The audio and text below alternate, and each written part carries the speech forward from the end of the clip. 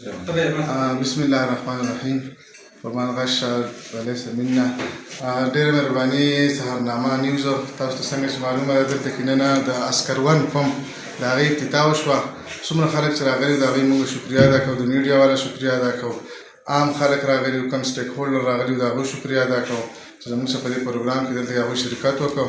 او زما دا خصوصي پیغام دی هغه ورسیز وروڼو ته کوم چې هلته په سعودي عرب کې په بار خلیج ملکونو کې هغوی کاروبار کوي او هغوی ته زموږ دا دغه دی چې یاره څنګه چې دی عبدالپایي مجلس صاحب او د دې بچو په دوبۍ او په عمان کې کار کاوه، وراله دلته د خپل کلي علاقې ته یې ترقي راوړه او داسې یو دغه کاروبار یې شروع کړ چې دلته به لوکل د دې علاقې څخه کسان په دې کې نوکران هم شي، دلته به د خلکو ته ریلیف هم میلاو شي. نو نور چې هم څومره واړه واړه هلته خلک کاروبارونه کوي نو هغې ته مونږ دا ستاسو د کیمرې په وساطت دا خپل میسج رسوو چې هلته کې کومې پیسې تاسو انویسټ کوئ بجای د دې چې هغه دلته کې راوړئ د خپل کلي علاقه کې واړه واړه فیکټریانې کولاو کوي، دوکانونه کولاو کوي.